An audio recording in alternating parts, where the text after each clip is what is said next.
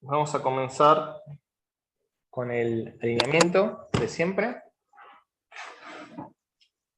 Nos vamos sentando con la espalda recta.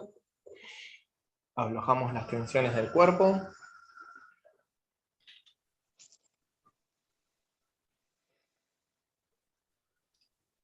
Enfocamos la atención en el entrecejo.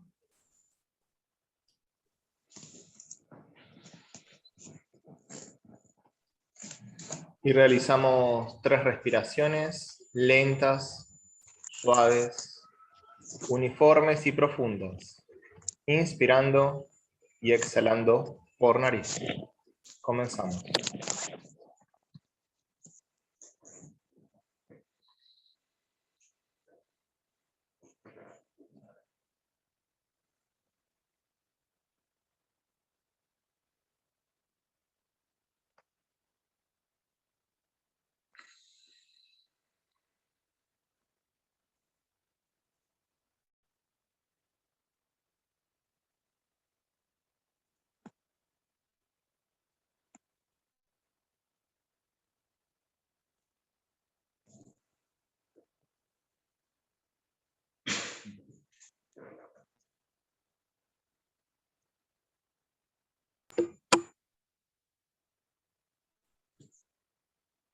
Entonamos 3 veces la palabra sagrada Om en medio tono.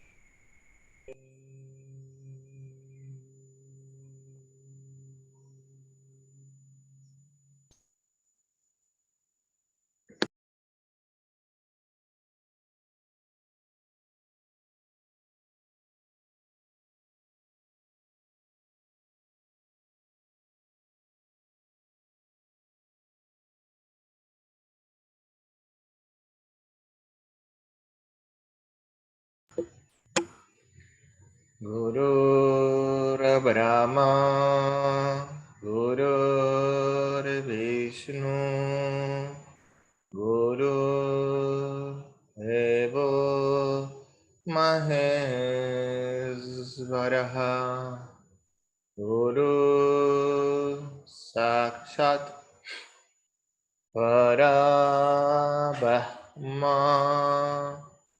Tasmai Sri Gurave Namaha.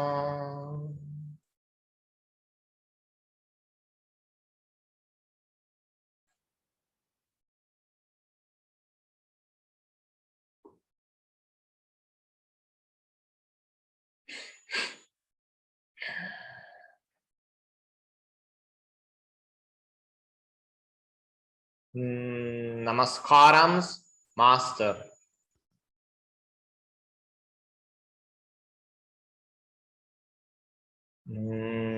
Namaskarams, Master. ¿Qué? ¿Sí? ¿Qué?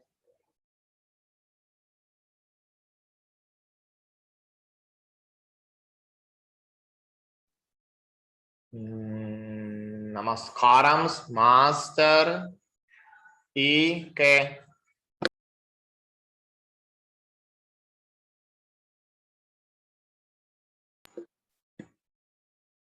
Namaskaram, Master MN.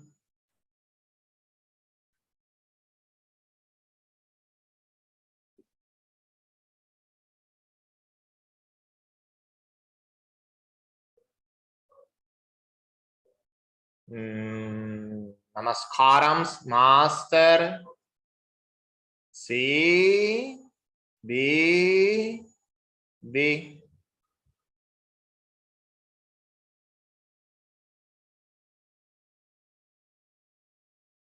Namaskaram, Master C B B.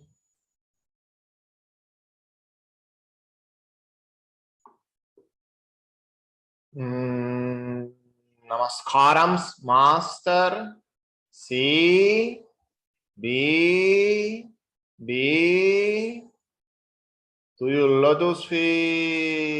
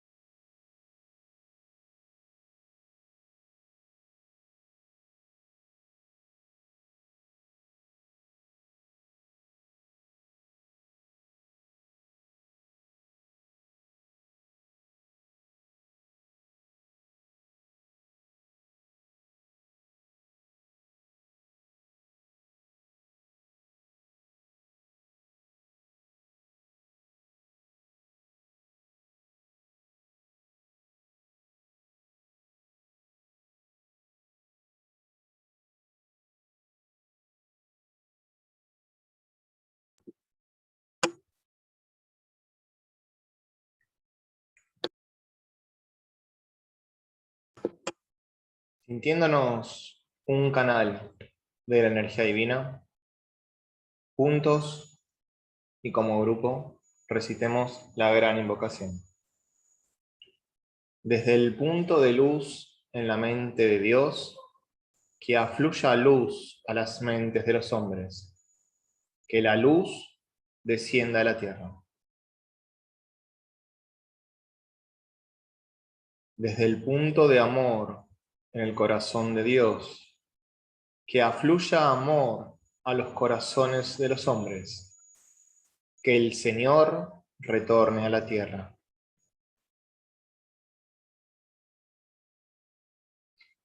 Desde el centro, donde la voluntad de Dios es conocida, que el propósito guíe a las pequeñas voluntades de los hombres, el propósito que los maestros conocen y sirven.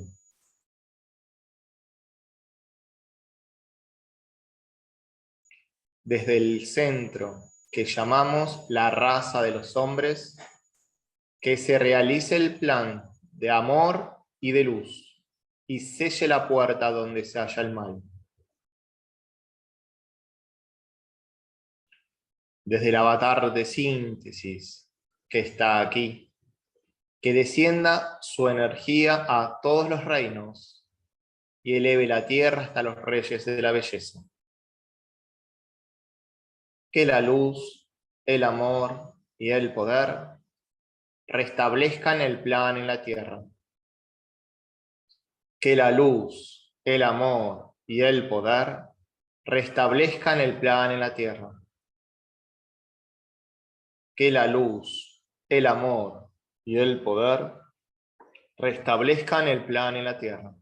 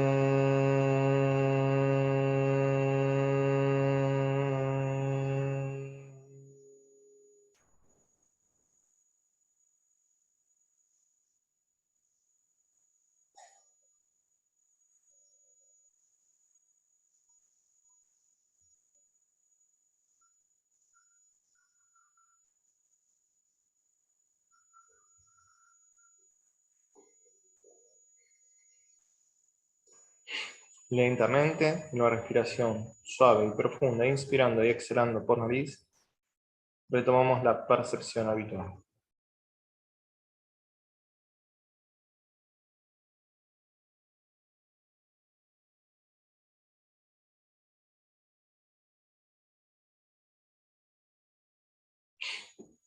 Bueno, gente, bienvenidos a todos, que fueron sumando. Vamos a retomar con nuestro trabajo de lectura con comentarios del libro La voz del silencio, escrito por Blavatsky, basado en los preceptos de oro. Ya hace un tiempo que lo venimos trabajando. Este libro tiene como 3 fragmentos, por decir un modo, 3 libros dentro del mismo título. Ya estamos ingresando a la tercera parte. El primero se llamaba La voz del silencio, el segundo Los 2 senderos, y el tercero tiene que ver con los 7 portales. Vamos a ver a qué se refiere a continuación, pero bueno, antes recordemos que en la semana estuvimos trabajando en el grupo de WhatsApp, mucha información se compartió, variada, así que se agradece, y estuvimos viendo, entre otras cosas, el camino del Bodhisattva, algunas cuestiones también que hablamos el otro día sobre la mónada, este misterio de la octava iniciación del Buda. Un compañero compartió algo sobre las cadenas, y también este misterio que bueno, vaya a saber cómo pudo el Buda conseguir esa iniciación tan alta, si algunos dicen que se obtiene hasta la séptima iniciación en este sistema. Así que bueno, varias cosas interesantes, los 7 senderos que se abren frente al maestro de sabiduría, una vez que adquiere la quinta iniciación, también el tibetano se compartió información al respecto. Y ahora vamos a ver si los 7 portales, bueno, tienen que ver con algo de lo que estamos viendo, o incorpora otra información. Así que bueno, vale, si querés ya podemos comenzar con la lectura. Muy bien, Seba. Entonces, como bien dijiste, hoy comenzamos con el último, que es el tercer fragmento, que se llama Los 7 portales, este fragmento. Como siempre, yo lo divido la lectura de manera arbitraria, por supuesto la podemos cambiar como ustedes quieran. Se inicia, como vamos a ver, con un diálogo entre el discípulo y su gurú. Y yo lo dividí en distintas partes según cuando le pregunta cuándo observa y qué es lo que observa, etc. Pero bueno, eso lo vamos viendo. Así que comenzamos entonces la lectura.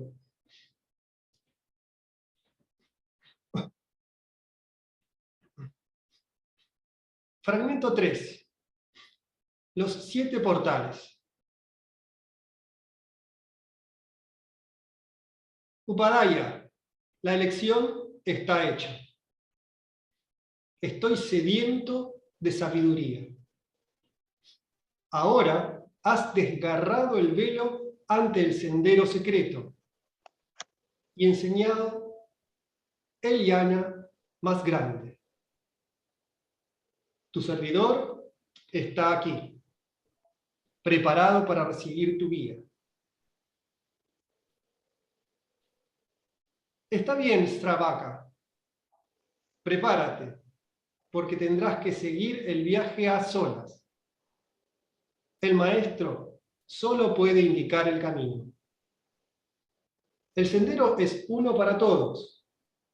Los medios de alcanzar la meta deben variar según los peregrinos. ¿Cuál escogerás, oh tú de corazón intrépido? ¿El Samtan de la doctrina del ojo? ¿El dhyana cuádruple? ¿O recorrerás tu camino a través de las paramitas, cuyo número 6, las puertas nobles de virtud que llevan a Bodhi y a Prajna, el séptimo paso de la sabiduría? El camino escabroso de dhyana cuádruple se desliza cuesta arriba.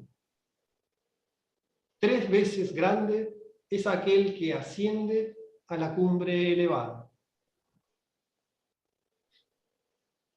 Las cumbres paramita están surcadas por un sendero aún más empinado. Debes abrirte el camino con fuerza por los 7 portales, 7 fortalezas defendidas por 7 poderes crueles y astutos, las pasiones encarnadas. Ten buen ánimo, discípulo. Ten presente la regla de hoy. Una vez que hayas pasado la puerta Srotapati, aquel que ha entrado en la corriente, una vez que tu pie haya tocado el lecho de la corriente nirvánica, en esta vida o en alguna otra futura, tendrás ante ti solo 7 nacimientos, oh tú, de voluntad diamantina.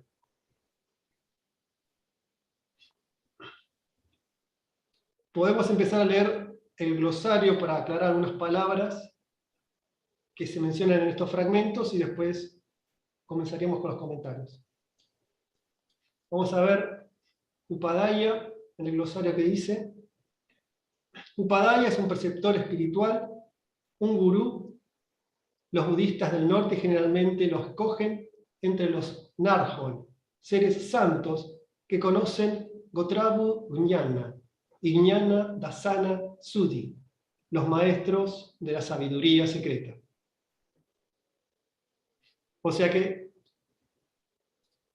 Upadaya sería como el gurú al que se está dirigiendo el discípulo. Está hablando el discípulo hacia su gurú Upadaya.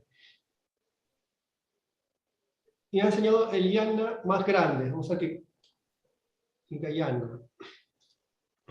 Yana, vehículo. Por eso Mahayana es el gran vehículo. Hinayana, el vehículo menor. Estos son los nombres de dos escuelas de aprendizaje religioso y filosófico en el budismo del norte. Yana sería el vehículo.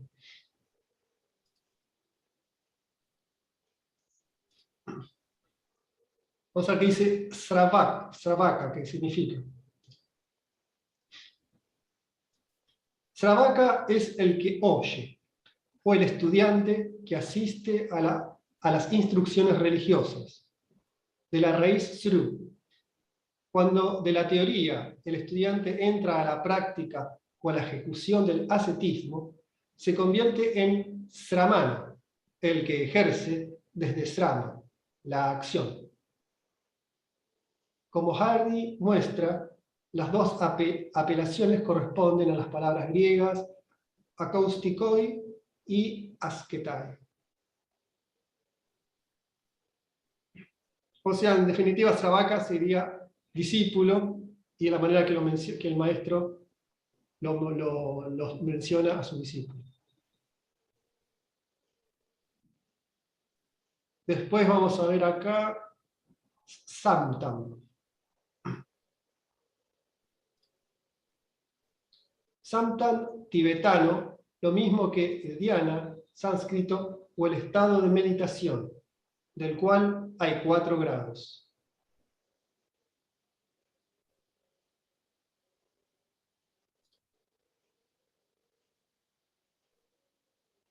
Sí, acá después habla también del cuádruple, de dhyana, que sería sinónimo de Samtam. Y finalmente, tenemos 2 más. Paramitas, bueno, paramitas ya las vimos. Paramitas, las 6 virtudes trascendentales, para los sacerdotes hay 10.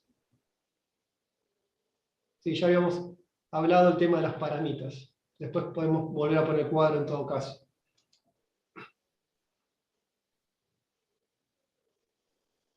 Y ahora sí, finalmente, Sotapati, que es otra palabra que también ya la hemos visto.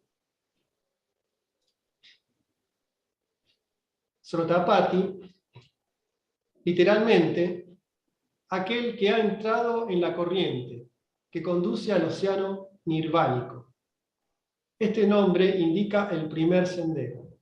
El nombre del segundo es el sendero de Sakridagami, aquel que recibe nacimiento solo una vez más. El tercero es llamado Anagami, aquel que ya no se reencarna, a menos que lo desee para ayudar a la humanidad. Al cuarto sendero se le conoce como Rahat o Arhat, y es el más elevado. Un Arhat ve el nirvana durante su vida.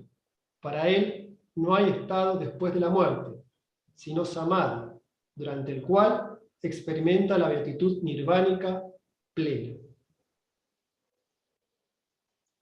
26.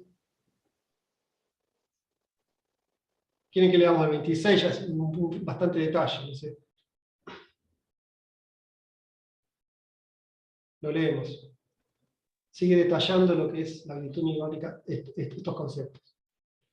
Cuán poco se puede confiar en los orientalistas por las palabras y el significado exactos. Transpira en el caso de las 3 presuntas autoridades.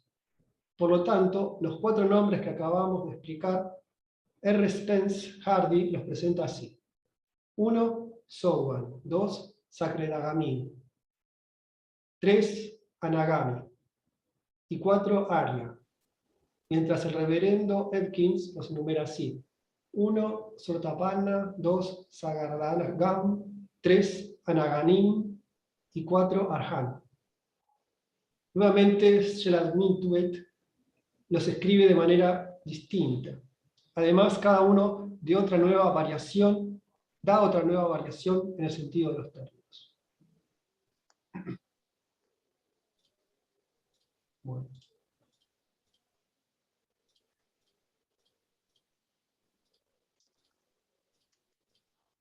¿Comenzamos, amigos?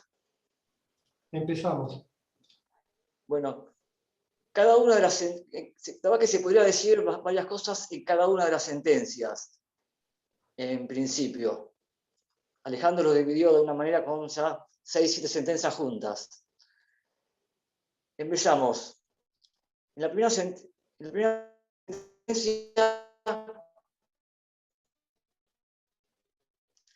el discípulo le dice al maestro: estoy sediento de sabiduría, ya que él abrió el velo ante el sendero secreto y enseñado enseña más grande. De alguna manera no se trata de cualquier discípulo acá. Mi interpretación es que ya se trata de un discípulo aceptado. Y cuando habla del sendero secreto, este discípulo se ha comprometido, tiene compromiso para seguir el sendero espiritual. Nosotros ya estudiamos, recuerdan, el libro A los pies del maestro. Es decir, este discípulo ya se ha preparado en teoría, en práctica y en vivencia sobre los preceptos que nos exhorta dicho libro. Rápidamente los voy a enunciar para que sepan, para que recordemos cuáles son esas cualidades de A los pies del maestro. Recuerdan, son 4 requisitos. El primero, el discernimiento. El segundo, carencia de deseos. No se trata, recordamos, de eliminar el deseo, sino de transmutarlos, transformarlos y trascenderlos. El tercer requisito son las 6 reglas de conducta. Eran control de la mente, control de la acción, alegría, tolerancia, aspiración única y confianza. Y el cuarto requisito, el amor. Es decir, acá el discípulo es el alma. El discípulo acá construyó la primera parte de la Antakarana, que es de la mente concreta a la mente abstracta. Es decir, tomó contacto hasta un determinado nivel con el alma. La primera parte de la Antakarana se construye con sustancia mental, con sustancia de la personalidad. Y ya la segunda parte de la Antakarana, que es donde acá, para mí, donde se le abre el sendero secreto, que es un sendero que es bioenergético, porque ya lo explicamos con el tema es un sendero que está dentro de la columna vertebral, el sendero energético. Vimos los pasos de Patanjali, que acá también una parte los nombra. Entonces, de alguna manera, se trata para mí de un discípulo aceptado, comprometido, con aspiración a la iniciación. En la segunda dice: discípulo, prepárate porque tendrás que seguir el viaje a solas. El maestro solo puede indicar el camino. Es decir, tenemos por un lado, acá voy a dar, en esta sentencia voy a dar ejemplos. Saben que me gusta trasladar lo que es la teoría un poco a la práctica. Acá tenemos por un lado, dice que el maestro te guía, el viaje solo, es interno, pero tenemos también el caso para que sepamos que existe el maestro exterior, ¿no es cierto? Al discípulo tenemos el maestro interior, que para que el discípulo es el alma, en principio es el maestro interior, el primer maestro es el ángel solar, luego puede ser el maestro de su propio ashram, y al mismo tiempo otras fuentes. Y tenemos el caso de que a veces el mismo maestro exterior es el maestro interno del ashram. En el libro hay un gran maestro, Nisargadatta, que le dice a su discípulo: yo soy uno. ¿Puedes cerrar el micrófono? Ale, hay un micrófono abierto. Ya lo cerré, perdón. Nisargadatta le dice a su discípulo: yo soy uno con tu maestro interior, con tu ser interior. Desde el exterior yo te voy dando instrucciones para que tomes contacto con tu maestro interior. Y desde tu mundo interior, yo también estoy ahí, y desde tu mundo interior le dice: yo te doy instrucciones para que te eleves a las altas cumbres de la realización. Es decir, que vemos que a veces el maestro exterior puede ser el maestro interno de uno, del propio ashram. El sendero es uno para todos, dice. Los medios de alcanzar la meta deben variar según los peregrinos. Acá voy a dar 2 ejemplos también. En el libro Autobiografía de un Yogi, todos sabemos que Yogananda tuvo su maestro Yuktesvar y él tuvo su maestro Mahasaya. Se encontraba un maestro en el bosque con sus discípulos. Este maestro era realizado, un maestro realizado con sus discípulos hablando, y de repente el maestro ve que viene otro maestro realizado, Mahasaya, ¿no es cierto? Se levanta contento, feliz, y los discípulos de este maestro se sorprenden, ¿cómo nuestro maestro realizado se levanta a saludar a otro hombre? Tendría que ser al revés. Este maestro realizado entonces se levanta, abraza a Mahasaya, lo saluda con fervor. Bueno, luego se despiden y Mahasaya se va y vuelve este maestro. Y los discípulos dicen, pero maestro, ¿cómo puede ser que usted, que es un maestro realizado, vaya a saludar a otro maestro? Entonces este maestro le dije, ¿saben por qué? Porque Mahasaya logró la realización en esta vida casándose, teniendo hijos, trabajando en la vida diaria. En cambio, yo logré la realización con disciplina, retirado en el bosque, con mucha penitencia, de comillas lo que es penitencia. Es decir, que a veces uno logra la realización o el discipulado lo va logrando por distintos métodos, aunque el sendero es uno, es el sendero de la conducción de la Antacarana, con todos los pasos, ¿no es cierto? El sendero es uno, pero los medios es otro. Voy a dar otro ejemplo. Un maestro está viajando por barco con 2 discípulos. Cada uno de los discípulos duerme en un camarote diferente. Entonces, de repente, este maestro llama al discípulo A y discípulo B. Llama al discípulo A a solas y le dice, te voy a contar una historia. Se encontraba Mahoma, dice, caminando con sus discípulos hacia la mezquita, y de repente vienen unos muchachos y los empiezan a insultar a todos. Entonces uno de esos discípulos se molesta, se irrita, tiene mucha ira, ¿no? Uno de los discípulos de Mahoma tiene mucha ira y se pelea, se trompea, se golpea con esas personas, ¿no es cierto? Y cuando termina de pelearse, cuando va a buscar a Mahoma, Mahoma no se encontraba ya. Entonces lo encuentra en la mezquita y le dice, maestro, te estuve buscando y está así. Entonces Mahoma le dice que él, cuando lo fueron a encarar estos muchachos, él tenía que haber conservado la serenidad y la paz.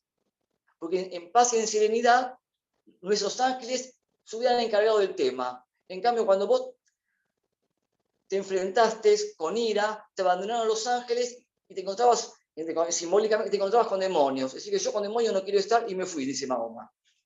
Esa es la historia que le contó el maestro a este discípulo. El otro discípulo, el discípulo B, mientras le estaba contando, estaba escuchando en el oído, estaba escuchando detrás de la puerta esa historia. Muy bien. Al otro día, este maestro en el barco se encuentra cenando con sus 2 discípulos, con el A y con el B. Y aparecen justamente unos muchachos que empiezan a insultar al maestro, cargándolo por la vestimenta que llevaban, por la manera de que se vestían, por la manera que tenían el corte de pelo. Entonces, el discípulo A, que había escuchado la historia, no pudo soportarlo. Y empezó a discutir, a pelearse con estos seres, con estos muchachos, ¿no es cierto? Bueno, una vez terminada esta tertulia, digamos, el maestro se va con sus 2 discípulos y llama al discípulo A. Y le dice, y lo regaña, ¿no es cierto? Lo reta, diciendo, ¿cómo? Mientras estos muchachos nos estaban cargando, nos estaban insultando, vos saliste con ira. ¿No te conté la historia de Mahoma justamente para que no te pase esto? Y el maestro estaba regañando al primer discípulo, el segundo discípulo estaba escuchando y dijo, qué bueno, yo me quedé en paz y en serenidad. A mí seguramente me va a llamar el maestro y me va a felicitar por esto. Entonces el discípulo se retira todo triste, acongojado, y llama al discípulo B. Y este discípulo B estaba esperando, ¿cómo se llama?, que el maestro lo felicitara. Entonces el maestro le dice, ¿cómo has podido estar en paz y en calma mientras unas personas insultaban a tu maestro? Entonces se encontraba, pero yo, entonces el discípulo dice, mire, maestro, discúlpeme, pero yo cometí, digamos, la imprudencia de escuchar por detrás de la puerta cuando usted le enseñaba la anécdota de Mahoma al otro discípulo. Entonces el maestro discípulo, sí, pero esa enseñanza era para él, no era para ti. Es decir, que por más que el sendero es uno, las enseñanzas a cada discípulo es diferente de acuerdo a su nivel. Inclusive se dice que en un mismo rayo, las enseñanzas a cada discípulo es diferente. Luego sigue el tema. No sé, ¿quieren seguir comentando? ¿O quieren que siga? ¿O quieren todos vamos intercambiando ideas? ¿Cómo quieren hacer? Si alguien quiere ¿Cómo hacer un quieras, Seba? comentario. No, para mí está bueno mejor un intercambio. Si Sí, hay es gente que mejor quiere ir hacer un comentario. intercambiando entre nosotros o Perfecto, buenísimo. entre Por todos. eso no quiero que sea monólogo. Muy bien. Sí, con respecto a las anécdotas que contaste, también está la del Buda, ¿no? Que un día estaba Ananda al lado de Buda, o sea, de su discípulo. Ananda era el primo. Y viene una persona y le pregunta a Buda si existía Dios. Era un teísta esta persona. Y Buda le dice que Dios no existe. Y Ananda escuchaba. Y al otro día viene otra persona y le pregunta si existía Dios. Y esta persona era un ateo. Y Buda le dice que Dios existe. Entonces Ananda estaba confundido también, porque frente a la misma pregunta, el Buda dio dos respuestas completamente diferentes, ¿no? Y ahí le explica lo que vos contás, que uno necesitaba una respuesta y el otro la otra para poder seguir su sendero, pues estaban muy cristalizados en sus puntos de vista. Eso es un modo también de entender esto, que cada uno tiene como su camino, o sea, que el sendero es uno porque uno, o sea, el yo soy en uno es el sendero, pero el modo de abordarlos puede ser múltiple y según también puede variar a lo largo de la encarnación, no tiene por qué ser uno.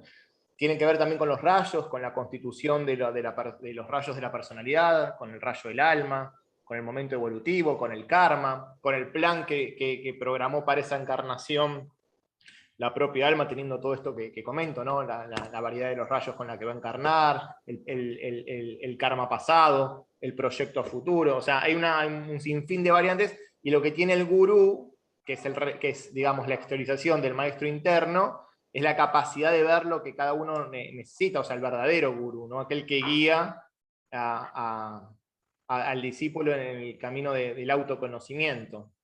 Así que eso es interesante, ¿no? Como no hay una Sí, regla fija. Por eso, digo esta afirmación interminable, ¿viste? Por eso Krishnamurti, cuando disuelve la orden de la estrella, dice que la verdad es una tierra sin caminos. O sea, porque como hay tantos caminos, el disciplinar en función a uno es un condicionamiento para todos los demás. Entonces ahí está también el discernimiento, como bien dijo Ale, como una de las cuestiones bases del sendero, ¿no? sí, por eso bueno, es interesante ver estos conceptos porque es como que lo ayudan a uno a ser más comprensivo y tolerante con todas las formas espirituales que hay para progresar, incluso la misma del ateo, ¿no? Propiamente el ateo también tiene su forma interna de progresar y es muy válida. Entonces es como que uno también lo podría ver que el objetivo es uno, pero los caminos hacia ese objetivo varían según la forma o la característica que tenga cada uno, cada peregrino, ¿no? O sea, y eso también en nosotros puede variar de vida en vida. O sea, a veces en una vida podemos tener una forma, otra, y es como que vamos redondeando, las experiencias del alma a través de distintas técnicas de avance en este camino, en este sendero hacia la liberación, ¿no?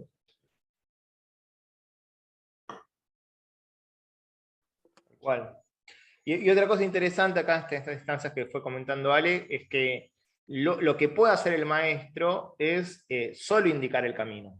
O sea, después cada uno lo tiene que caminar. O sea, el yo soy en nosotros es el camino, la verdad y la vida, y el maestro es el que es como el mapa, ¿no? Es el que te puede guiar por el mejor sendero. Los textos espirituales tienen ese fin, ¿no? Muestran el camino, pero cada uno después tiene que apropiarse de esa experiencia y volverla a carne, ¿no? Entonces, son como postes indicadores, que son fundamentales, porque si uno se pierde, no se extravía en la ilusión, en Maya. Así que es indispensable. De hecho, se dice que la evolución es casi bastante difícil si no se tiene un verdadero maestro. Sí, como Pero todas las cosas, cuando uno empieza algo es cuando más guía necesita. Necesita un maestro que lo guíe. Y a medida que se va avanzando, se espera que el discípulo sea cada vez más independiente, que tome sus propias decisiones y que finalmente se transforme en un maestro, ¿no? O sea, siempre lo que se Hola. busca es que la mayor independencia posible en el discípulo. Sí, ¿alguien quiere comentar algo? Dijo, escuché un hola. Sí, sí, hola, ¿qué tal, Sí, chicos? hola, ¿cómo va? No. Mitra acá, o Germán, no sé cómo figuro ahí, creo que Mitra. Sí, No, me parece interesante esto que estaban diciendo. Creo que el tema del maestro es, se necesita al principio para el alma, ¿no? Cuando el alma quiere empezar a transitar el sendero, a mejorarse, entonces al principio se necesita una guía a veces externa que trate de señalar un poco, porque está la persona, el alma al principio, la conciencia al principio está desorientada. Pero en la medida en que se va desarrollando de a poco el sexto principio cada vez más, el alma va empezando a tener destellos de darse cuenta de las cosas por sí misma, como decía ahí el amigo que recién habló, ¿no? Por sí misma las cosas. Entonces ya cada vez empieza a prescindir más del maestro, porque o el maestro lo deja que transite más solo, lo deja porque ya se da, o sea, el maestro ve antes que la misma alma, el estudiante es el alma, ¿no?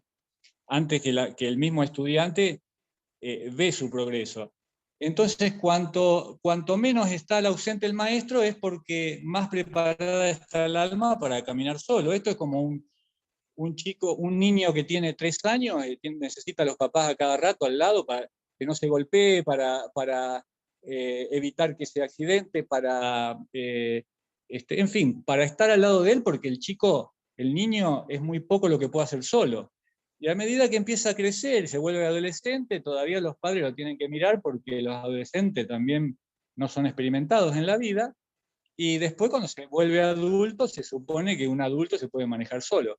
Bueno, lo mismo a nivel de la conciencia del alma, el maestro sería como el tutor, el padre espiritual que tiene que, cuando el alma es pequeña, es un alma niño, necesita que esté al lado todo el día o mirándolo, a veces mirándolo o estando, digamos, sin que se dé cuenta a veces el alma, ¿no? Hay una vigilancia de los protectores que la están guiando porque el alma ya está preparada.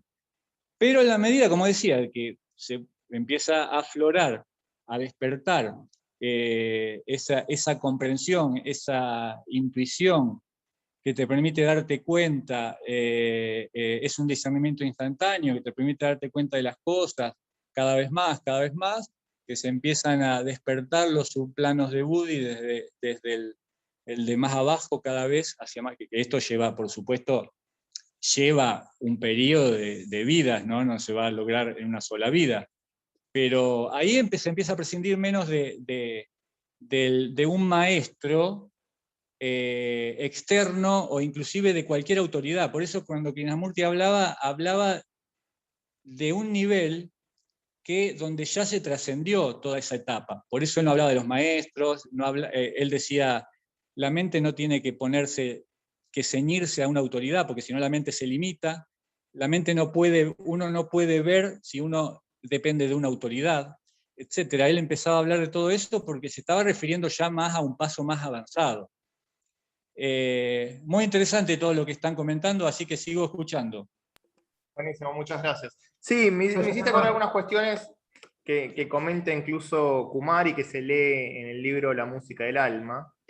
Se dice que una vez que es aceptado el discípulo, aunque a nivel del alma tiene contacto con el ashram, como todavía el alma no tomó pleno dominio de la personalidad, por lo menos hasta la tercera iniciación, donde se reconoce como que es el alma la que sostiene la personalidad. En este periodo en donde que es aceptado y pasa por distintas iniciaciones menores en el ashram, hasta las 2 iniciaciones mayores jerárquicas, digamos, el nacimiento del Cristo en la primera iniciación y el bautismo de la segunda.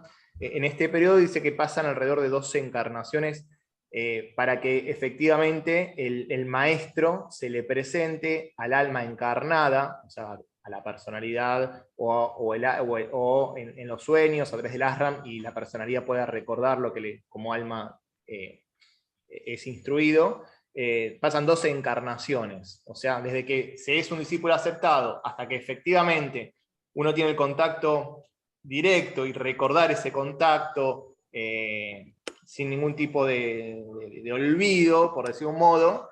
Hay una vigilancia del maestro, por supuesto, y una instrucción, si se quieren, en los planos internos, pero que no se termina de recordar demasiado cuando se vuelve a la personalidad, digamos, en la vigilia. Pasarían 12 encarnaciones, dice el maestro Kumar, hasta que finalmente esto ocurre. Yo creo que muy cerca entonces a la tercera iniciación. Eso por un lado. Por otro lado, el maestro tibetano dice que cuando el discípulo es aceptado, como que en el ashram se construye una forma del discípulo, y el maestro va viendo esa forma, cada tanto le echa una mirada a esa forma, para ver si acrecentó su luz, ¿no? Esa es otra de las cosas que también cuenta el tibetano en uno de sus libros.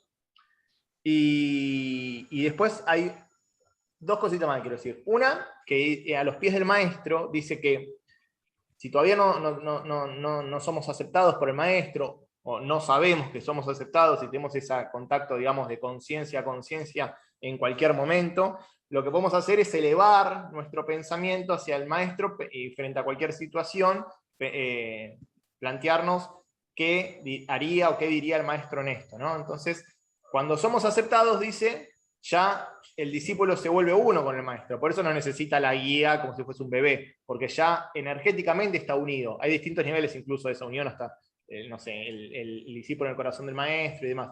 Pero ya cuando es aceptado, hay una conexión energética entre el discípulo y el maestro que se va acrecentando, y entonces el discípulo tiene la posibilidad de elevar su conciencia a la conciencia del maestro y poder recibir la instrucción, aunque o la inspiración o la impresión del maestro, aunque no se tenga contacto físico. Lo que quiero decir es que la ley de economía va predominando, porque ya no necesita entonces el maestro estarla atrás, no necesita, digamos, estar como un niño. La ley de atracción también se va ajustando, se crea ese vínculo electromagnético a través del amor, y el discípulo entonces empieza a expandir su conciencia, y la ley de síntesis que lleva a la unidad también se termina concretando, porque uno se vuelve uno con la conciencia maestra, que es en realidad la vida una, ¿no? La conciencia de uno, del uno, entonces, o lo uno, como diría Plotino.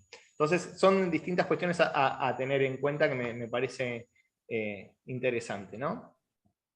Bueno, gente, si quieren, vemos el próximo concepto, que es por ahí aparentemente contradictorio, a ver cuál es la interpretación de ustedes que hacen, porque ven que a partir de la 198, hablando de las distintas formas que tiene el peregrino de avanzar, distintos medios, es como que a partir de la estancia 198 plantea el maestro al discípulo como que habría dos formas fundamentalmente que le plantea en este caso.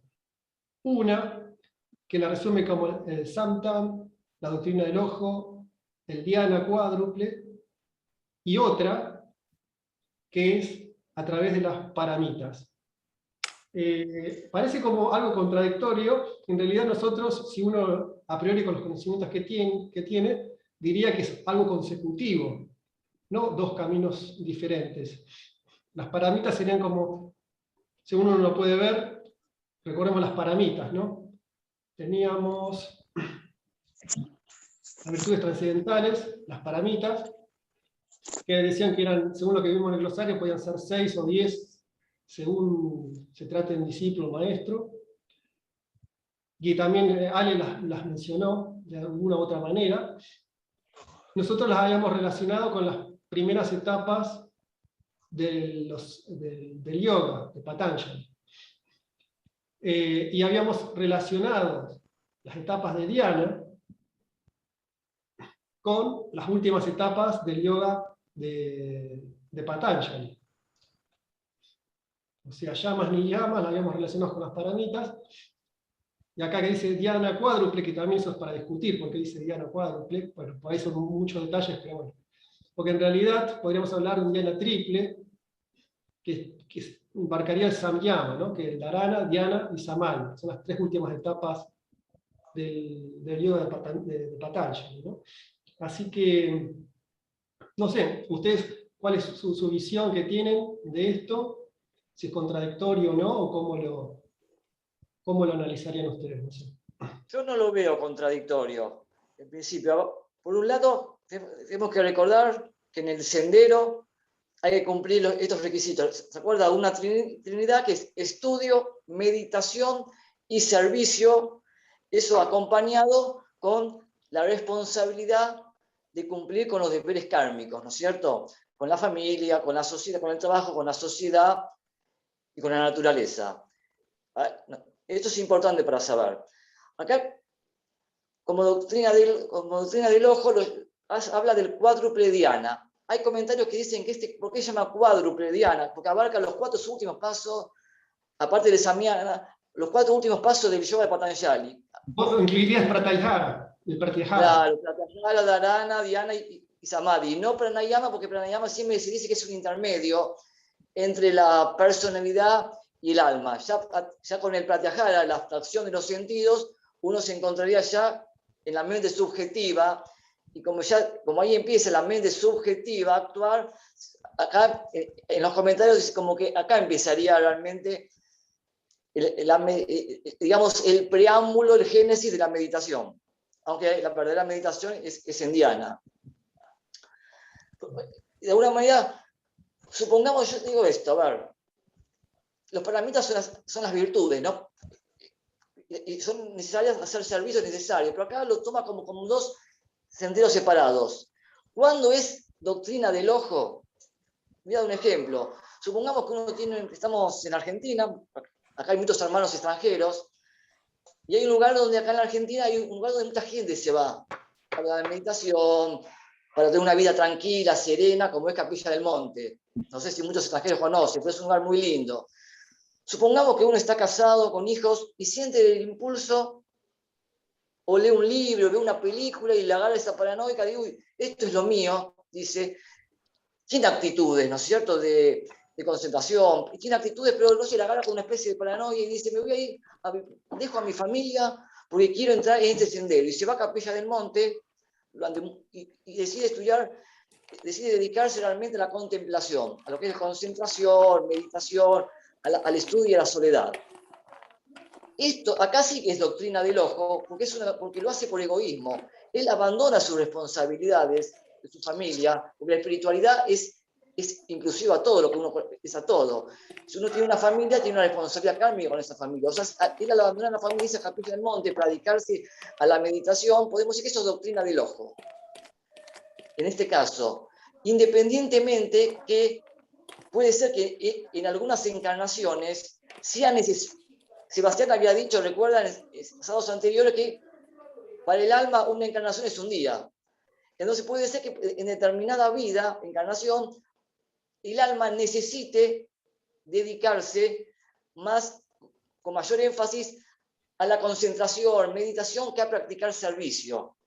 Porque en otras vidas hizo mucho servicio y ahora tiene que, su maestro, desde el ashram, lo impulsa a dedicarse a donde hay más falencias en el discípulo, que es el arte de la concentración, meditación.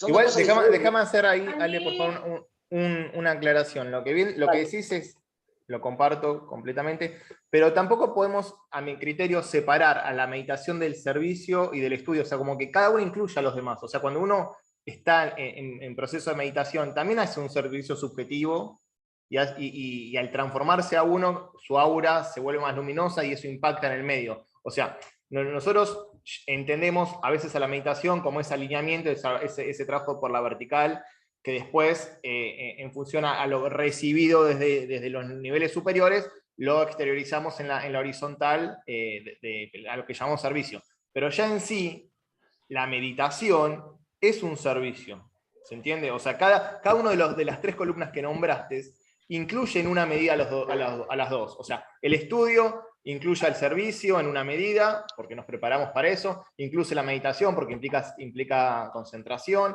la meditación incluye el estudio, porque hay cosas internas que se van revelando, nos vamos descubriendo nosotros mismos, nos vamos conociendo, vamos viendo los patrones que hay, y el servicio incluye el estudio, porque a medida que hacemos hay un feedback que nos instruye, y necesitamos concentración para hacerlo de la mejor forma, que lo que es también un tipo de meditación. Entonces, en cada uno de los tres están los otros 2, no están separados. pero sí es verdad que hace hincapié sobre todo en uno de ellos u otro, según lo que hagamos, ¿no? Estoy completamente de acuerdo con vos, Eva, pero yo acá lo quise dividir en el aspecto de doctrina del ojo, donde hay un egoísmo, acá donde el discípulo se separa, y que acá no se trata de discípulo, ¿no? Es una persona que dice por egoísmo personal, y cuando habla de las virtudes, las paramitas, acá yo incluyo que esa persona necesita esta trinidad, ¿no es cierto? Que es el estudio y la meditación, con estos pasos de Patanjali, y aparte las paramitas son las grandes virtudes. Las grandes virtudes son energías planetarias, energías solares, son como la vestimenta del discípulo. El discípulo... Claro. Sí, Ale, Para ampliar lo que estás diciendo, Ale, como que las virtudes se demuestran en la acción. O sea, en definitiva, por ahí uno podría leer estos fragmentos con la antigua división de lo que es... Ale, fíjate de apagar los micrófonos, porque ahí se escucha un diálogo atrás. Ahí ya lo ve. Lo que siempre, muchas veces se habla de la dicotomía de los dos métodos también de progreso, ya que veníamos hablando de los métodos distintos según cada personalidad.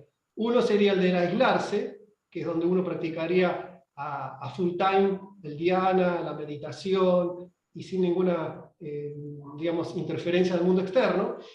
Y el otro es trabajar también espiritualmente, pero estando dentro del mundo externo, y que ahí es donde se pueden expresar las paramitas, o sea, todas las cualidades. Si no tenemos interacción con otros seres humanos, no hay manera de expresarlas o de manifestarlas, ¿no? Que son las paramitas. Entonces, en el fondo uno podría por ahí vincular estas dos formas que el maestro le está diciendo al discípulo, entre la de aislarse o la de estar en el mundo, y acá le está aconsejando lo de estar en el mundo, ¿no?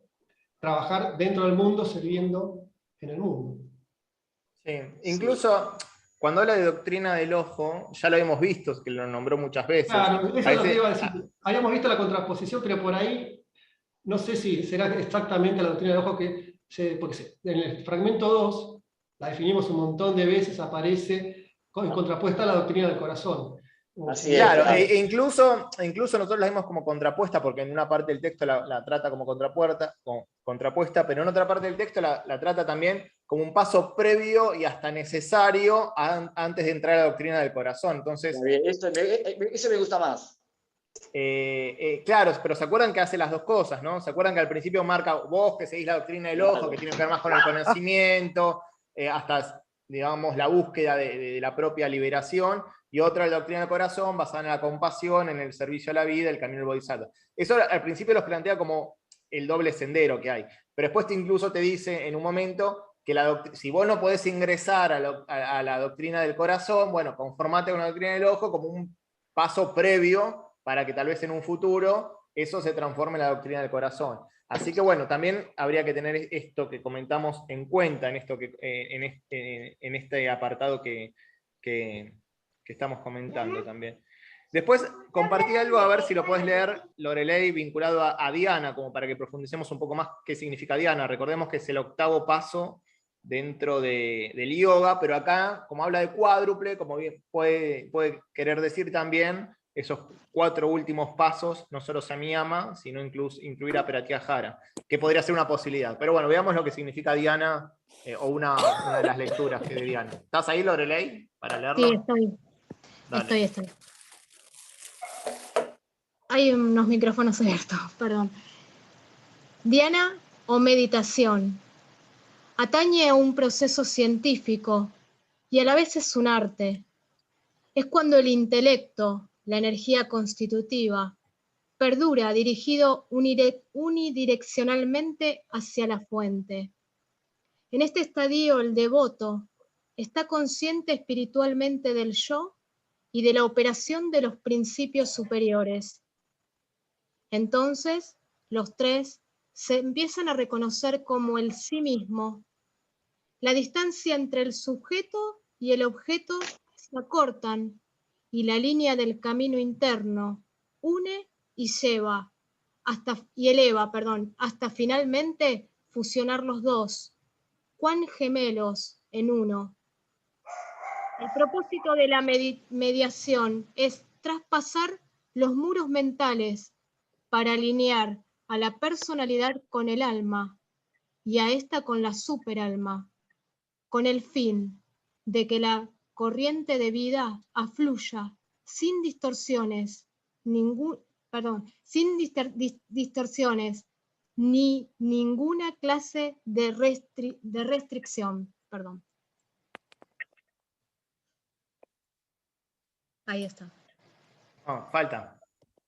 Dhyana es cuando la mente fluye ininterrumpidamente hacia Atma sin distraerse con ninguna apariencia. Respecto a su desarrollo individual, la meditación es la puerta abierta a la iniciación, ¿no? O sea, la importancia de este séptimo paso, ¿no? Que en realidad, como bien dijo Ale, podríamos abrirlo desde Pratyahara, Dharana, Dhyana, y hasta finalmente llegar en los dos niveles de Samadhi, ¿no? Con semilla y sin semilla. ¿Qué es lo que plantea toda el Astanga Yoga o el Raja Yoga, el yoga real? Que es sobre todo la enseñanza que se le da a la humanidad en esta quinta raza, ¿no? Recordemos que hay un yoga, una ciencia a través del cual el ser humano evoluciona y fusiona su individualidad con la totalidad, y que va creciendo, que va madurando en la medida que también las distintas razas a través de lo cual la conciencia humana evoluciona, se van sucediendo, ¿no? Se dice que en la época Lemur, el yoga que predominaba, que la jerarquía exteriorizó para la evolución humana, tenía que ver con el Hatha Yoga, y el yoga vinculado también al plano etérico, ¿no? El Laya Yoga. Eso es lo que le permitió al hombre anclarse en el cuerpo físico, mejorar el cuerpo físico, y que las funciones fisiológicas se empiecen a optimizar y a quedar debajo del umbral de la conciencia, ¿no? Después, en la próxima raza, la cuarta, el Atlante, se dice que, como tenía que perfeccionar su cuerpo emocional, el yoga, o sea, la enseñanza que transmitió la jerarquía a la humanidad, sobre todo a la humanidad avanzada, tenía que ver con el Bhakti Yoga. Entonces, la purificación del cuerpo del cuerpo emocional, a través de la devoción, ¿no? El yoga de la devoción. Y finalmente, en esta quinta raza, que es la que estamos atravesando nosotros, entrando en la sexta subraza de esta quinta raza, vinculado al quinto rayo, que es mental, ¿no? En donde el intelecto tiene que perfeccionarse y eventualmente llegar a ser verdaderamente mentales, incluir la mente concreta, la mente abstracta. Eso dice que va a ser en un futuro incluso distante, el tibetano. Pero en esta quinta raza estaría el Raja Yoga, como en estos 8 pasos de los que siempre trabajamos, como síntesis que incluye y trasciende a los yogas del pasado, es decir, de las razas Lemur y Atlante. Y para digamos, entrando en el área de Acuario, en esta nueva dispensación que se nos da con el séptimo rayo, por ejemplo, Anglada habla como un aspecto una superior de este Raja Yoga, el Agni Yoga, que estaría incluido como este yoga del fuego. Y Yogananda, por otro lado, trabaja más con el Kriya Yoga a partir de la acción, vinculándose con el Pranayama, como un proceso de después acelerar a partir del cuarto paso los otros quinto, sexto y séptimo y octavo paso, a través de un proceso científico que él lo describe como Kriya Yoga. Pero todo como parte del Raja Yoga, ¿no? El yoga real, que es el que instruye la jerarquía, sobre todo a la humanidad en esta era. Acá es interesante cuando habla de las cumbres paramitas, justamente la misma sentencia con los 7 portales, que dice que son 7 fortalezas defendidas por 7 poderes astutos, las pasiones encarnadas. ¿Por qué habla con las paramitas? Porque ya es un discípulo aceptado, ya está en el sendero interno, ¿no es cierto? Entonces, ya entra en contacto con el plano subjetivo, con el plano búdico. El plano búdico se va a encontrar, es la supraconciencia. En la supraconciencia, uno aparte de que todo lo que se puede experimentar ahí, uno ahí absorbe las grandes paramitas, las grandes virtudes, que son energías, ¿no es cierto? ¿Por qué? Es la supraconciencia. ¿Por qué? Porque en este sentido tiene también no solamente elevarse a la supraconciencia, elevarse a la supraconciencia le va a servir para profundizar, para adentrarse en la subconsciencia. En la subconsciencia es donde se encuentran justamente estos poderes astutos, crueles, ¿no sé?, las pasiones encarnadas, que podrían ser tal vez una especie de 7 pecados capitales.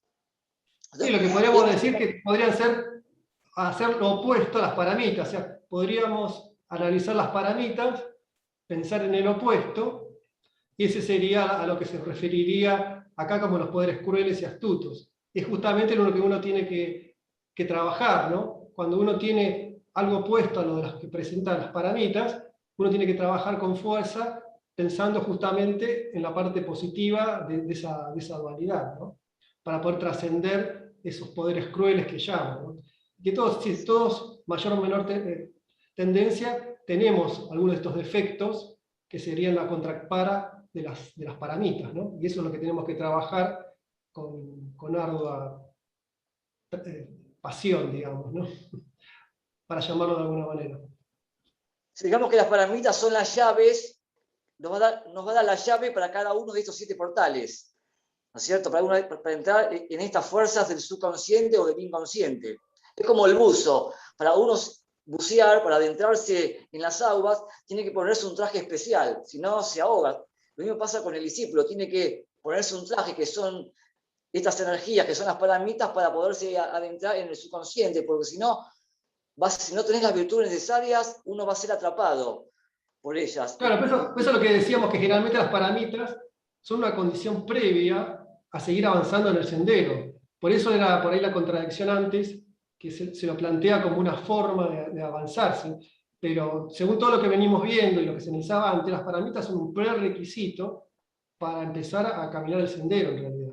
Porque Sí, si no, es como, yo lo veo como llama y ni llama, ¿veis? Que son como requisitos previos, pero que a su vez, en la medida que vas caminando el sendero, se van profundizando, expandiendo, volviendo a ser más ricas, o sea que no es que se deja, o sea, cada una de las virtudes uno lo va incorporando y como que va conociendo nuevas dimensiones de esa virtud. Igual, sin negar esto, lo que yo comparto que hay que trabajar el tema de las virtudes, por lo menos a nuestro nivel, también en otro lo planteo como para reflexión, ¿no? Para romper un poco de esquemas que parece contradictorio, pero yo creo que no. Krishnamurti dice que el afán de buscar ciertas cualidades, incorporar ciertas cualidades, también tiene que ver con esa personalidad que cree que algo no tiene y quiere llenarse de eso que no tiene, o quiere conquistar algo que no tiene, por lo tanto está siempre en la misma dimensión, ¿no? En buscar algo, conseguir algo.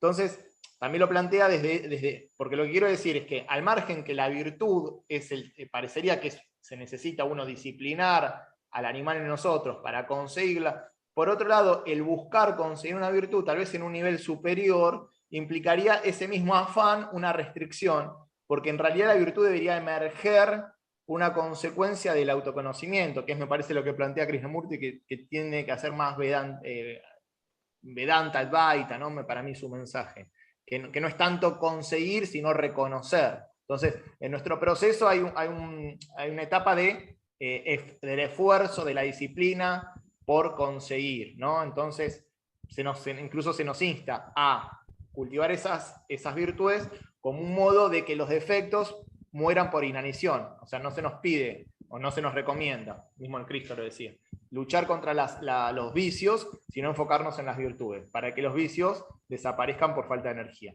Pero tal vez en otro nivel, incluso el buscar conseguir cierta cualidad también sea un modo de esa doctrina egoísta de querer el cielo para sí, y entonces pasaría más que por hacer lo que hay que hacer, que tiene que ver sobre todo en conocerse a sí mismo, porque esas virtudes de los 7 rayos les inherente a la seidad que somos. Entonces, habría que también, me parece, incorporar esto que plantea Krishnamurti como para complejizar un poco el tema, sin verlo como una contradicción, ¿no? No, pero también está a eso, yo te puedo decir que depende de qué punto de vista lo miramos. Existe el sendero de la plenitud y existe el sendero del vacío. Ambos son dos formas de decir lo mismo, depende de la altura. Si lo vemos de abajo para arriba, de la mente concreta, es el sendero de la plenitud. Es la adquisición de cualidades, de virtudes que no tenemos desarrollado todavía. La personalidad siente un vacío de espiritualidad y va adquiriendo virtudes y cualidades. El sendero del vacío es mirarlo desde arriba. El alma en esencia es todo eso, no necesita adquirirse nada y lo que tiene que hacer es eliminar simplemente todos los obstáculos que le impiden ser ella misma. También son a veces, son dos formas de decirlo. Ahora, con respecto a la adquisición de cualidades, en la primera parte, yo estoy de acuerdo con vos, en la primera parte de la Antakarana uno adquiere virtudes, tiene afán de adquirir virtudes. Pero luego, cuando se habla de adquirir virtudes, es que emerge, no que uno tiene ese afán, sino que ya van emergiendo solas esas virtudes del interior. Entonces, que una vez para poder comentar algo dice adquirir virtudes. Claro, no, y aparte en nuestra etapa tiene más que ver con eso, con direccionar la energía hacia la virtud para que el defecto desaparezca por, como dije antes, por inanición. Pero entrando, déjame esto y así te completo la idea y decís lo que quieras. Entrando, digamos, en las iniciaciones mayores, vos fijate que el cuerpo causal, pleno de virtudes, digamos, de todas las cualidades de los 7 rayos, también se vuelve una restricción para un paso posterior, ¿no? Por eso la ruptura del cuerpo causal y la expansión de conciencia más allá de lo acumulado, de los tesoros acumulados por el alma a lo largo de tantas vidas, que tiene que ver con esta segunda etapa que comentamos, ¿no? Dale, Lorelei, vos querías decir algo. No, igual lo terminó de aclarar Alejandro. No es que no las tenemos desarrolladas las virtudes. Las tenemos y están ahí, ocultas. Nada más tenemos que empezar a liberarnos de lo que nos sirve, ¿no? Para que claro, otro modo como planteas vos. Con las virtudes, que es lo que somos. Claro, otro modo, como me creo que planteas vos, es que las virtudes son inherentes a nuestra naturaleza y nuestro desafío es ponerla en acto, o sea, está en potencia y traerla en acto, que sería otro modo de decir adquirir, ¿no? Pero bueno, está bueno para enriquecer el lenguaje y ver como que en realidad es más rico, ¿no? No solo adquirir, sino poner en acto cosas que ya tenemos y además en otro nivel, incluso hasta trascender eso muy bueno que acumulamos, ¿no? Así que me parece que están... Es interesante cómo lo están planteando, como que hay distintos puntos de vista. Interesante porque, en realidad, si uno está desde el punto de vista de la personalidad, si uno tiene la conciencia de la personalidad, lo que busca es adquirir esas cualidades, esas paramitas. O sea, es cuando uno recién empieza, tiene que hacer un esfuerzo, todavía no siente mucho el alma, la presencia del alma, y necesita la persona hacer un esfuerzo por adquirir. Pero por ahí, cuando uno ya va avanzando y ya la conciencia va haciendo hacia el alma, no es una cuestión de adquirir, sino de despojarse, como también lo mencionaron muchos de ustedes, y no tanto de adquirir o de acumular cosas, ¿no? Sino de ir desprendiéndose de cosas acumuladas por la personalidad. De lo nocivo, de lo que nos sirve. Al liberarnos de eso quedan las virtudes. Alguien había hecho un comentario. Sí. ¿Quién me hablaba? ¿Quién soy yo? Vane, a ver. Dale, Vane, dale, vamos por parte. Dale, Vane, habla vos que después me parece que hay otra persona más. Sí, yo estoy de acuerdo con vos en esto del deber, ¿no? Que es como el Bhagavad Gita, de hacer lo que se debe hacer y renunciar a los resultados o ofrecerlos es como actuar como ser el instrumento de la acción, pero no involucrarnos. Así evitamos los opuestos. Como que no somos los hacedores. Hay que hacer lo que se debe hacer y renunciar al resultado. Tal cual. Pero no es por deber. No es por deber, es por responsabilidad. Y sí, es el camino del Dharma más que el del karma. Cosas así. Tal cual. Además, me parece que había querido hablar y... Sí, hola. ¿Quién? Sí, ¿quién es? Mitra. Dale, Mitra. Sí. No, lo que recordaba, lo que decía Seba, yo lo que recordé es que Krishnamurti, por ahí en algunas cosas que leí, él decía, por ejemplo, quédense en silencio unos segundos y observen qué pasa. Y después decía, pero unos pocos segundos, dice, o un minuto, no más que eso, porque si no se transforma en ambición. Eso vos sabés que me quedó bastante lo que dijo, porque lo que él está diciendo es que todo lo que tiene que ver con el desear ser viene de la personalidad. El desear ser alguien importante, el desear ser alguien espiritual, el desear ser alguien, digamos, Virtudes. que tenga desarrollada inclusive las paramitas, es decir, la personalidad, la mente personal, la mente inferior, toma inclusive los proyectos espirituales, toma todo lo que es espiritual y trata de convertirlo en un objeto, en una meta para sí mismo. Es decir, la personalidad, el ego inferior, que es ilusorio, trata de engrandecerse a través del logro. Entonces quiere lograr todas esas metas espirituales, pero para engrandecer su propio ego inferior. O sea, es muy difícil, por eso Krishnamurti decía, cuidado con la ambición, porque si bien es verdad todo lo de las paramitas, se tienen que desarrollar con la evolución, cuando la mente inferior toma todos esos esquemas y los quiere desarrollar para sí misma, lo que se fortalece ahí es el ego inferior. O sea, la mente inferior se hace, es lo que después se llama ego espiritual, entre comillas, ¿no? Porque es una contraposición decir ego espiritual. En el espíritu no hay ego, hay un vacío o una presencia absoluta, o un yo soy absoluto, pero digamos, cuando se habla de ego espiritual, se está haciendo referencia a eso, creo, a cuando la personalidad toma como meta cosas elevadas, pero sigue siendo una ambición de la personalidad. Entonces pienso que está interesante lo que estaban hablando, pero igual son cosas muy sutiles, ¿no? Que hay que seguir, hay que meditar cada día, porque es para estar trabajando con el discernimiento cada vez más fino, todas estas cosas, ¿no? Sí, Tal cual. Antes de decir algo, lo leí acá, escribieron algo, ¿lo querés leer vos? Así todos lo leen, se enteran. Dale. Todos. Ahí lo leo. Dice Martín, el desarrollo en cada nivel, ¿se escucha? Sí. El desarrollo en cada nivel lleva a la muerte de la personalidad, que busca cualidades, del alma, que busca más vida para manifestar el plan. ¿Lo vuelvo a decir, querés? El desarrollo en cada nivel lleva a la muerte de la personalidad, que busca cualidades, del alma que busca más vida para manifestar el plan. Buenísimo, Martín. gracias. Gracias, Martín. Igual puedo decir algo.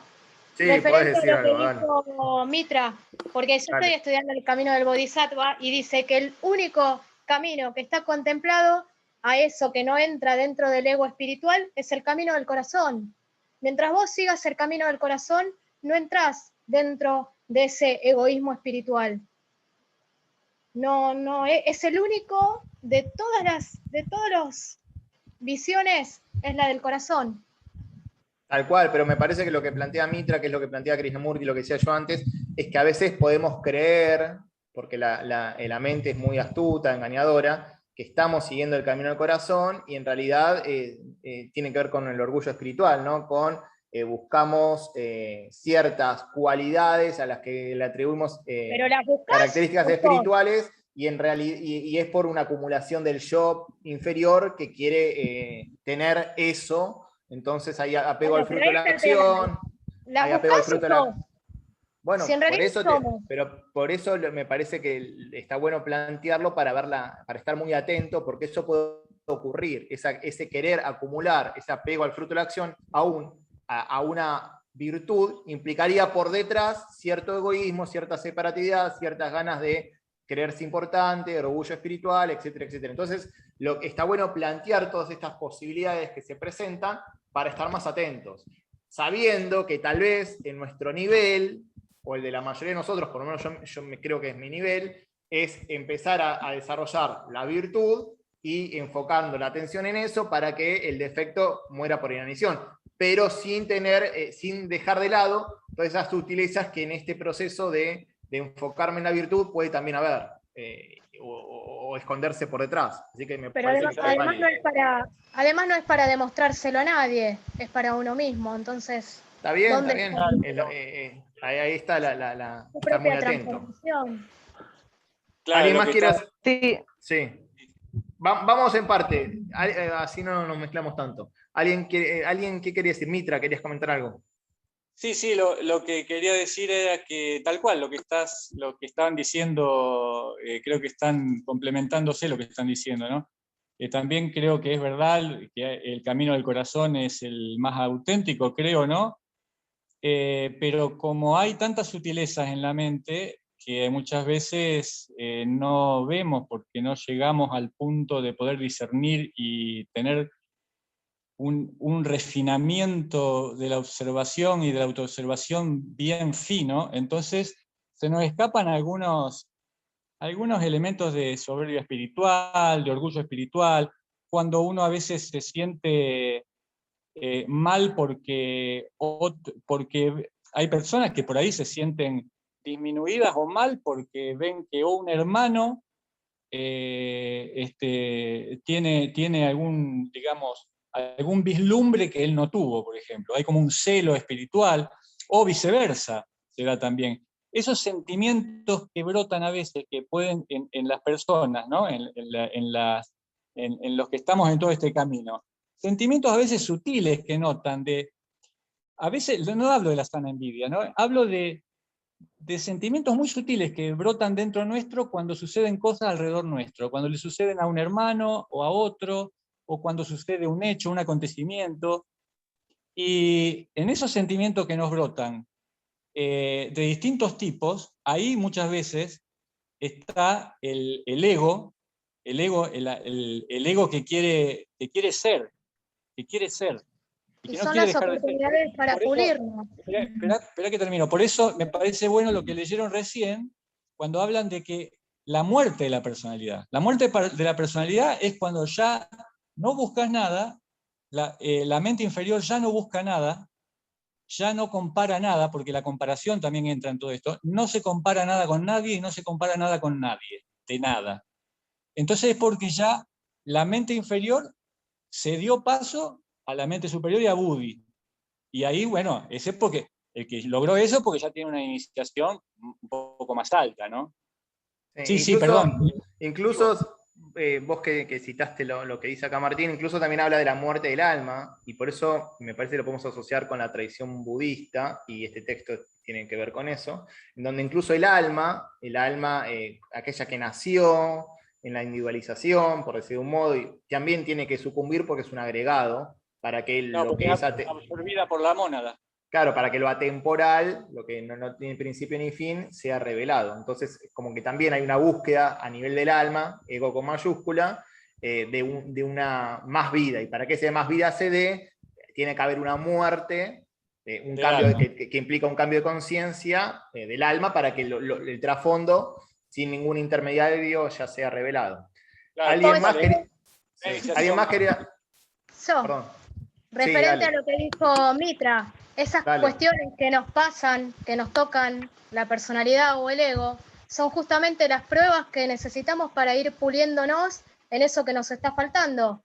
Entonces, no es que pasa de un momento a otro y uno hace un cambio abrupto, por decirlo. Es progresivo. Es el día a día con cada oportunidad que tenemos para ir mejorándonos hasta llegar hasta donde tenemos que llegar. Así que nada, todas esas pequeñas cositas que nos van pasando son las pruebas que tenemos y son bienvenidas. A veces sucede, ¿sabés qué? Estoy de acuerdo con vos que es el día a día, ¿no? Pero hay veces que sucede a una persona, ¿no? Que está en esto, que por ahí tiene una experiencia mística profunda y para esa persona es un antes y un después. Y esa persona se puede cambiar mucho después de esa experiencia. O sea, básicamente como vos decís, pero hay veces que cuando ocurren esas experiencias fuertes, místicas, hay un vuelco en comienza el proceso de cambio, no cambias. No, es cierto, puede ser como comienzo una experiencia de esta, o puede ser durante el proceso, experiencias místicas de distintos tipos. Pero sí, sí, desde cierto punto de vista, desde el punto de, digamos, si nos paramos en el Vedanta más puro, no hay evolución. No hay evolución, es una evolución aparente, ¿no? Porque lo absoluto no puede cambiar y perfeccionarse porque no sería absoluto. Entonces no hay un antes, un durante y un después desde el Vedanta más puro. Desde el tiempo y espacio, ¿no? El recorrido del hijo de pródigo, sí hablamos de una evolución, ¿no? Y esa evolución la podemos describir como que tiene distintas etapas, y tal vez un despertar puede darse como esa gotita que rebalsó el vaso y nos permite un salto cuántico a un nivel, digamos que no hacía falta pasar por todos los pasos intermedios, y hay una, digamos, una luz mayor que en tiempo y espacio parecería que es el fruto del karma pasado, pero que en realidad tiene más que ver con la gracia, porque no hay pasos intermedios para llegar a ese nivel. Y hay otro momento en donde para llegar a ese nivel hay que ir escalón por escalón. Entonces, la evolución se puede describir como un proceso en donde se aborda la realidad desde distintos puntos de vista, y entre todos nos enriquecemos entre todos nosotros. Toda la vida se va enriqueciendo y reconociéndose a sí misma, y podemos entonces hablar de la evolución de lo uno, entrando en la temporalidad, ¿no? Entrando en la manifestación, y cada uno de nosotros ofreciéndole a lo uno un punto de vista para que crezca, y a su vez retroalimentándonos de los puntos de vista de los demás. Entonces es muy complejo y muy rico todo esto, ¿no? No hay una forma. Parecería que en nuestra etapa lo más común es paso a paso, pero podría hacer un salto a partir de 2 pasos, por ejemplo, y caer en el tercer escalón. O podría incluso, como se habla también en el Vedanta Advaita, despertar y simplemente ya darse cuenta que no existía evolución, porque siempre se fue aquello, lo eterno, lo absoluto. Entonces es complejo. Para rescatar también lo que dijo Germán, es que muchas veces esas experiencias místicas es justamente lo que hace entrar acá, en lo que acá llama Sotapati, que es entrar en el río que finalmente nos va a llevar a la liberación o al nirvana, digamos. O sea, que antes es como un avance un poco azaroso, adelante hacia atrás, y cuando se tienen esas experiencias místicas, es como que queda en uno cierta convicción y ya se lanza esa corriente que lleva hacia el nirvana, o sea, que entra en el sendero. Eso es como que hay puntos por ahí de saltos, si querés llamarlo cuántico. Hay ejemplos. Y después, entre esos dos puntos, entre los distintos saltos, ahí sí hay como una escalera que se avanza gradualmente, pero tal cual. Por ejemplo, la vida de Ramana Maharshi.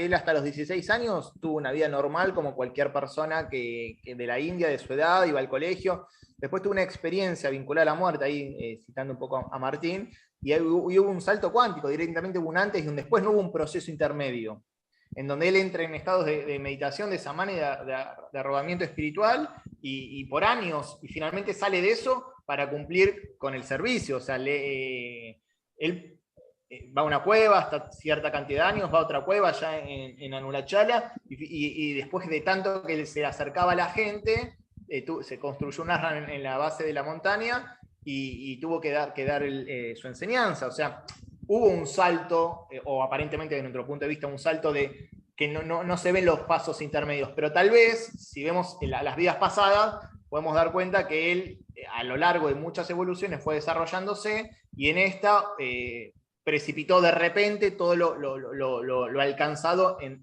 encarnaciones pasadas. Entonces, como que es complejo y es rico abordarlo desde ciertos puntos de vista, ¿no? Como para que enriquecer la percepción, ganar en visión, ¿no?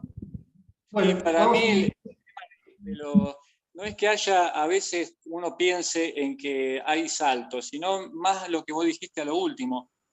que el ego superior, o sea, la conciencia del alma, elige el momento en el que puede proyectar mayor energía hacia la personalidad para producir cierto efecto, porque es el momento en el que tienen que empezar a darse ciertas cosas. Entonces, es como que hay un ego superior, un alma que está viendo el momento para despertar a la personalidad, para que desde ese momento empiece a hacer un trabajo especial. Tanto Bueno. sea de despertar de espiritual, retomar el camino que hizo en otras vidas, o puede ser un trabajo de servicio que tiene que hacer, y entonces Sí, bueno.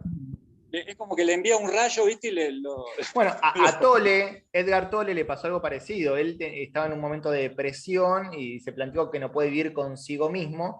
Y esa pregunta, ¿vivir consigo mismo? ¿Dónde? ¿Hay dos? ¿Hay dos adentro mío?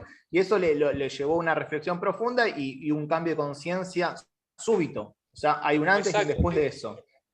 Bueno, Sí, y eso a veces se dice que puede ser por la gracia, pero también tiene que ver, a mi criterio, dentro de la lectura evolutiva, digamos, o sea, no entrando en lo absoluto, sino de la evolutiva, de donde vamos como progresivamente evolucionando, porque también dicen los textos sagrados que la naturaleza no pega saltos, sino que va paso a paso, significaría también que fue algo que conquistó en vidas pasadas y que en algún punto encontró digamos, el momento adecuado para precipitarse en esta vida, ¿no? exacto. Hay un ejemplo también, por ejemplo, muy claro de San Francisco de Asís. Tal cual, exactamente, ese es otro. Ese es otro, que tuvo un despertar, pero de la noche a la mañana, terrible, y bueno, y todo lo que hizo, ¿no? Sí, sí. Muy bien, diga mucho. Hay una experiencia también con el caso de Vivekananda con la Ramakrishna. Cuando Tal cual. Vivekananda va a visitar a Ramakrishna le pone el pie del corazón y se produce, tiene una gran experiencia mística que le hizo cambiar todo su paradigma de pensamiento. Sí, sí. Bueno, Muy bien, estamos en chicos. horario. Sí, ¿Les vamos a tener parece que ir ir haciendo el cerrando. cierre? Bueno, si les parece, entonces ya No estuvo quiero que bastante. nadie se quede con las ganas de decir algo. Si alguien quiere decir algo en el último minutito, aprovechelo antes de hacer el cierre. Pues no me gusta que alguien se quede con las ganas. ¿Alguien quiere decir algo más antes de cerrar? No, bueno, me quedo tranquilo entonces. Vamos a hacer el cierre.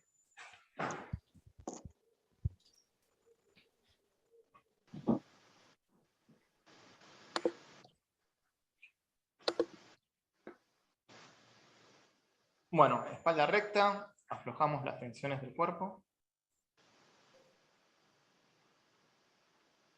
Enfocamos la atención en el entrecejo y realizamos 3 respiraciones lentas, suaves, uniformes y profundas.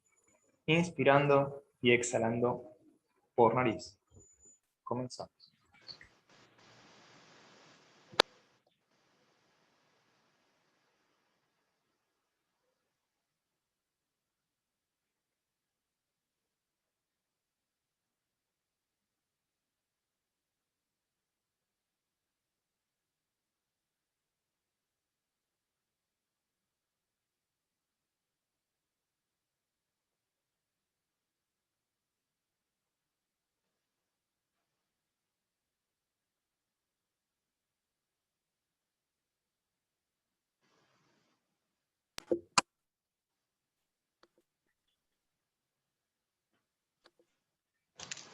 Entonamos 3 veces la palabra sagrada Om en medio tiempo.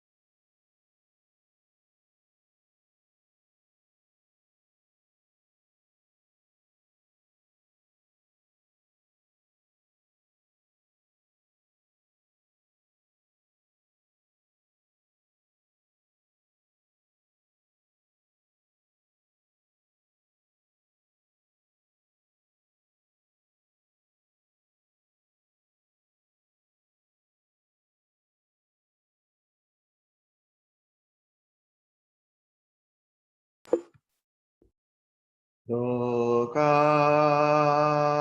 samasta Sukhino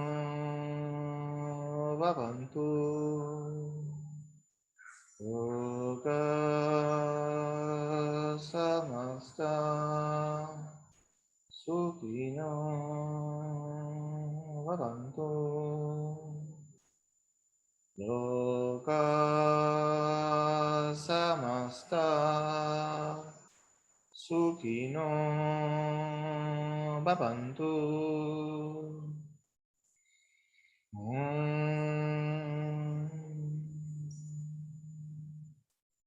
Shanti, Shanti, Shanti.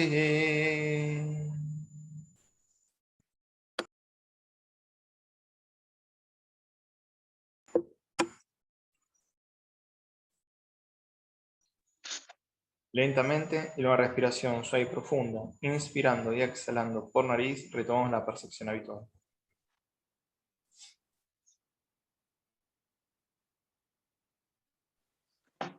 Bueno, gente, muchas gracias. Namaste a todos.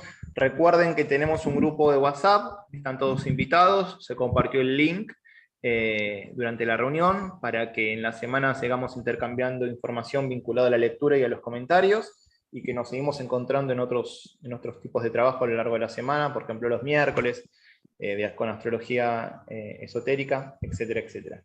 Así que bueno, gente, muchas gracias a todos, bendiciones.